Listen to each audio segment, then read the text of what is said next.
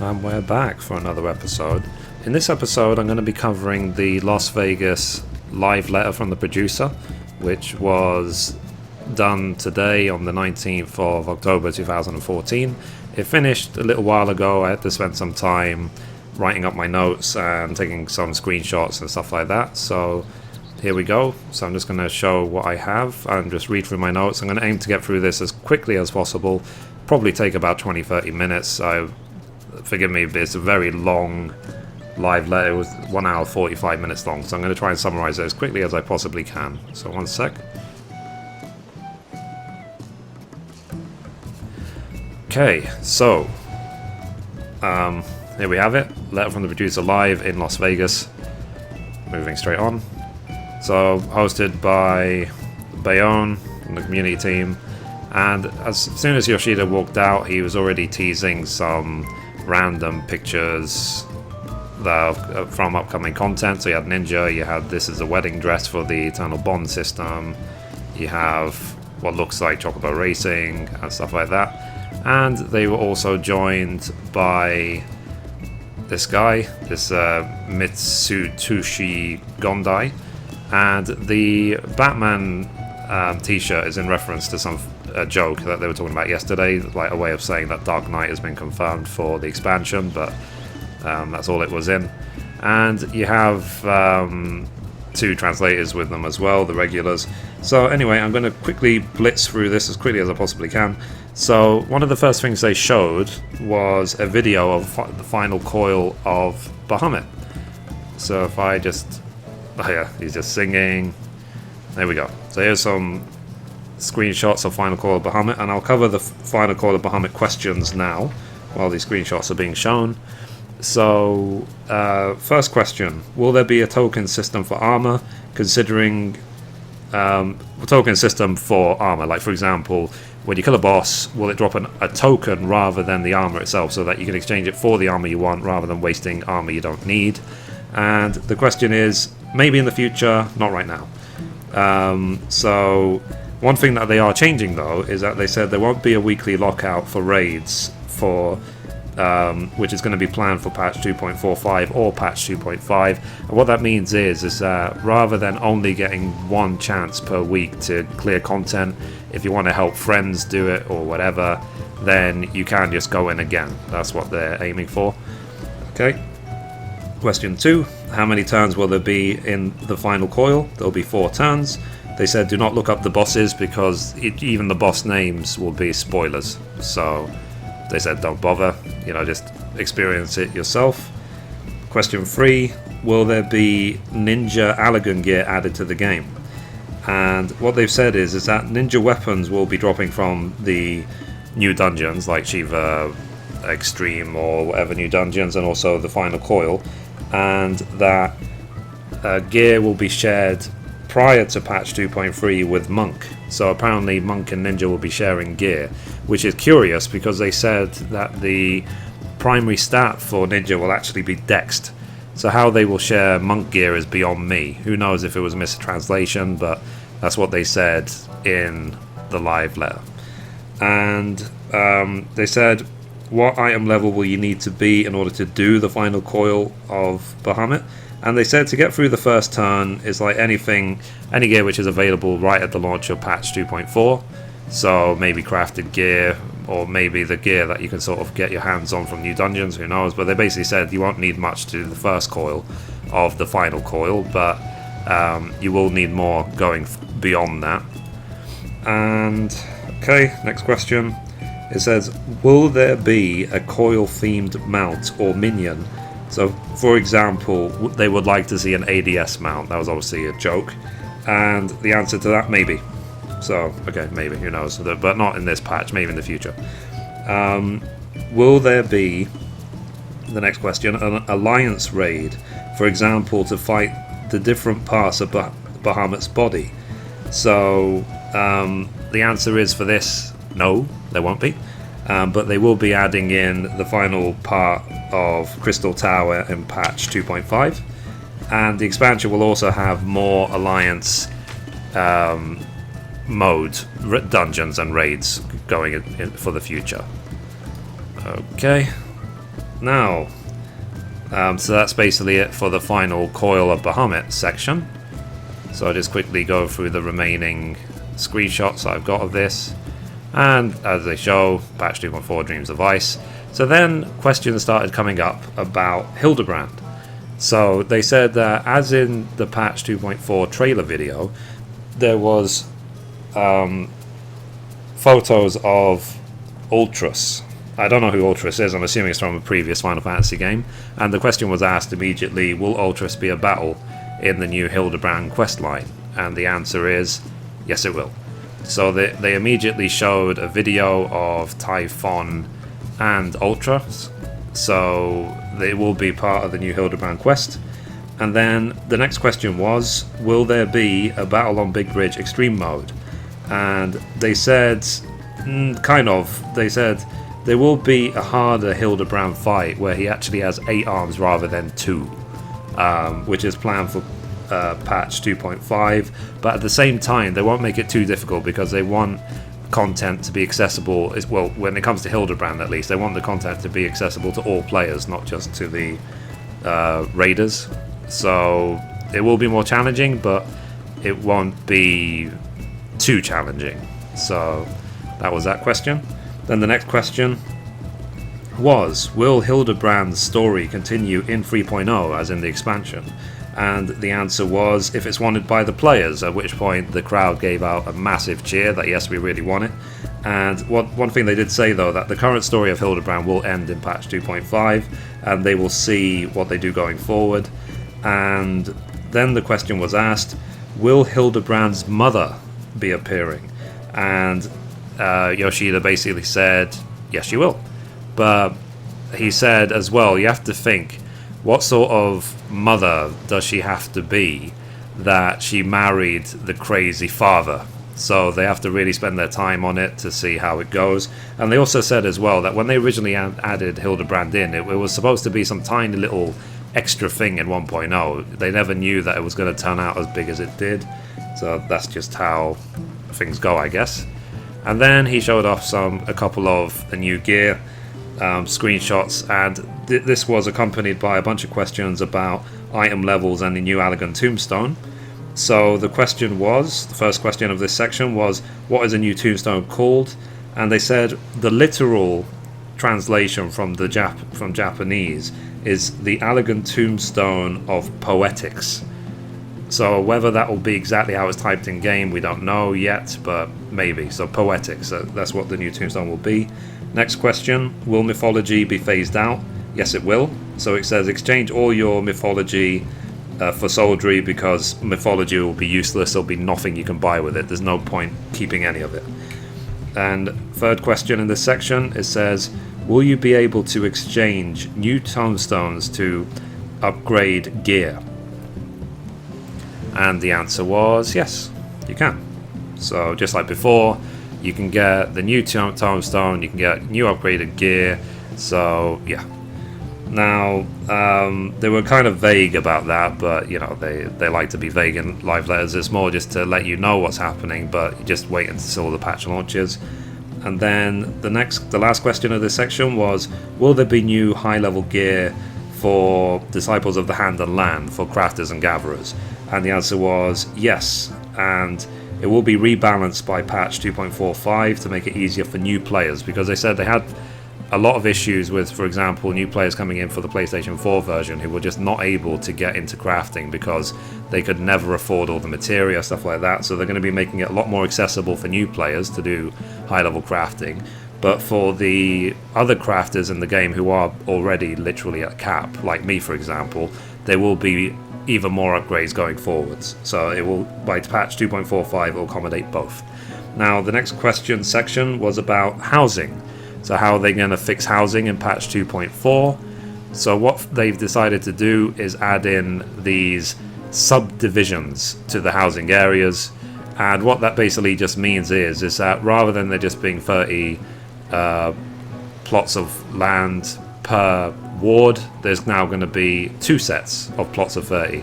So there's going to be the normal one, which we have right now, and there's going to be the subdivision.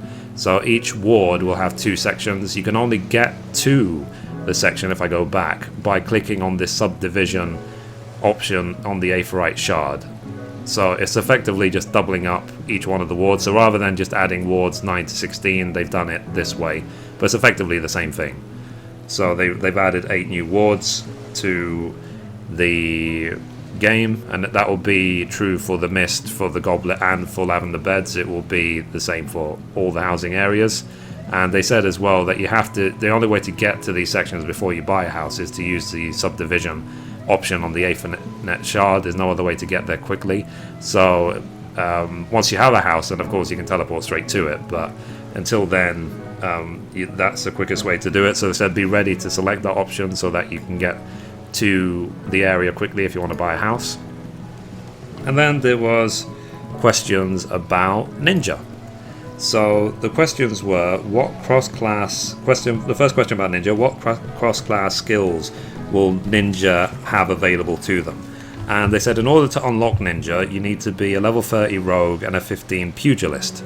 So you have to have at least 15 pugilists, as well as obviously 30 rogue. And you will also be able to use the Lancer cross abilities, which effectively makes it have exactly the same cross-class abilities as Bard. And next question, or any melee class really. And then the next question, will Yugiri reveal her face in patch 2.4?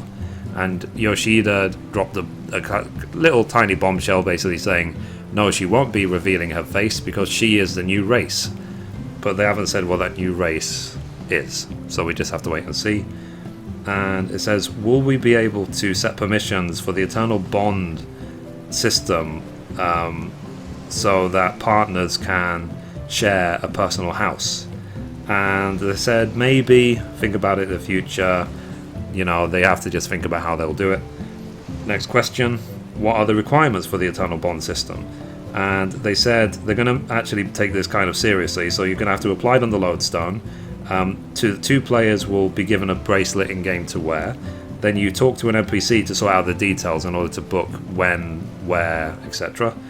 Then after the ceremony you get rings, and the way to divorce essentially is to drop rings, which they announced in the previous live letter. And they will also be releasing videos in the future on online of like what the ceremonies might look like and stuff like that. And they also showed examples of what the wedding dress and tuxedo will look like, which they have revealed recently. Okay, and they said as well that when they're ready to do an actual ceremony, you'll be able to send out invitations to friends, to FC members, with your own custom note to basically say you're invited. So that will be an option in the game as well. And they're aiming for the Eternal Bond system to come into patch 2.45. Then, last but not least, they moved on to a general questions section. So I'm just trying to get through this as quickly as I can. So we're at 13 minutes now, so not so bad. So anyway, it says, can you increase the armour drop rate? And they said in patch 2.4 the drop rate will be more than doubled. So that's good news for anyone still stuck in the armour phase of the relic quest. It will be more than double now, so it'll go from like 1% to 2. No, but I don't know. But they said it'll be a lot easier to get armour now. And the Trial of the Braves books will be a lot cheaper to buy, because right now you have to spend 1500 mythology each to buy them, but mythology won't exist. So their equivalent price in soldiery, they haven't said what it is, but they said it'll be a lot cheaper than 1500. So we have to just wait and see.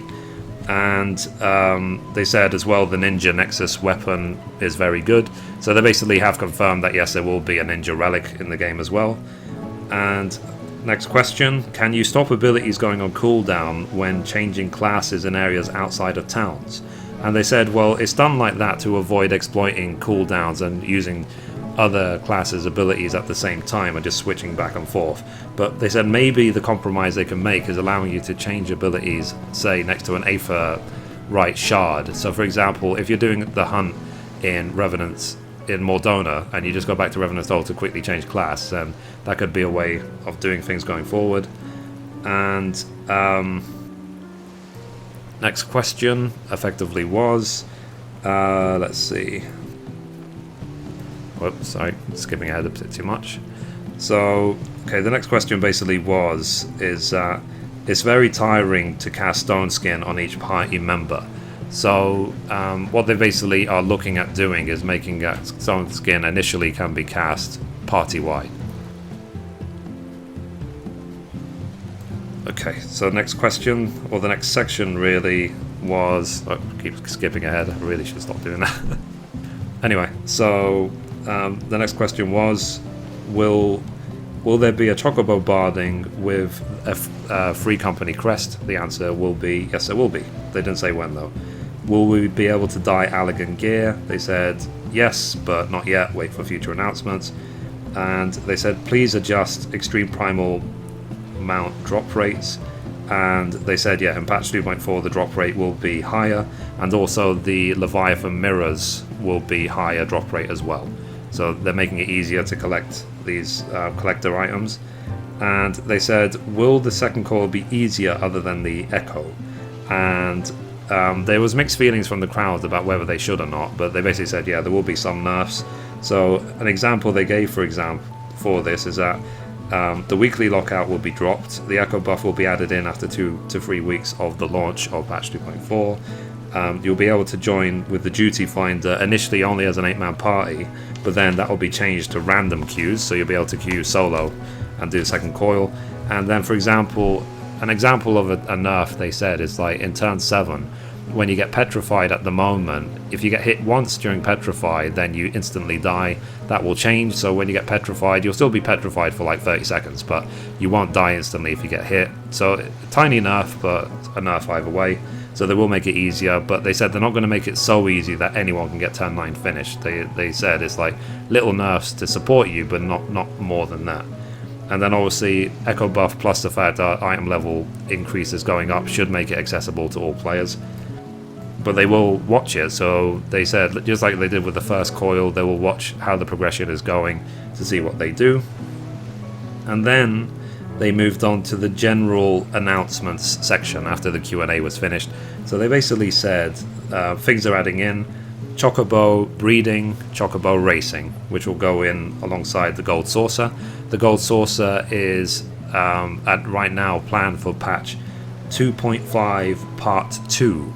So they said patch 2.5 will have a part 1, and it will also have a part 2. So part 2 of patch 2.5 will have the Gold Saucer. And they've also said as well there's going to be a bunch of optional item sales in the game, which is the next section. So let's go to it now. So they said you'll be able to buy vials of Fantasia per character, as many as you like. There won't be any restrictions anymore.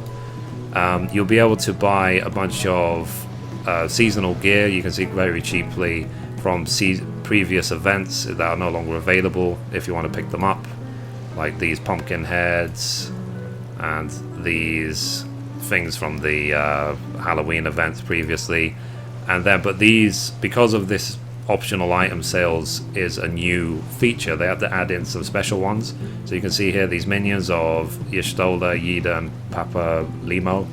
And then also this is a big one, which is the Odin mount. So the Odin mount will be an optional item purchase. They haven't announced the price yet, but that's coming in, and they haven't said when, but we'll see soon basically. And they're also releasing this art book. If you go to the fan festivals, any one of them, you can pick it up right there, but it will soon be available. And if you get the art book, you can get the wind up delivery Moogle with it as well, just as a bonus. And then they said next fan festival in London, which is on the 25th of October. That's a one-day event. And then after that, they said All Saints Wake starts on the 20th of October, which is a Halloween event running until 3rd of November. Those details have already been released on the Lodestone anyway.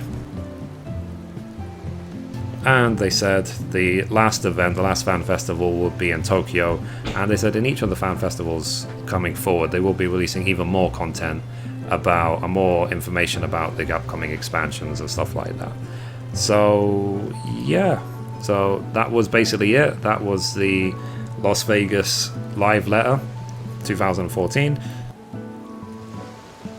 and that's it. That's basically, I tried to summarize it quickly as I can, so I managed to bring down 1 hour 45 minutes of a live letter down to 20 minutes, so that's not so bad. If there's anything I forgot, please feel free to let me know. They did announce a couple of little things about PvP, like I don't think many people cared about, like PvP rank cap will be going up in patch 2.4, there'll be new rewards. In patch 2.5 there'll be new rules, and after that maybe new maps and areas, but nothing too concrete. It was just sort of like a passing comment. So anyway, that's it for this episode. Thank you for watching,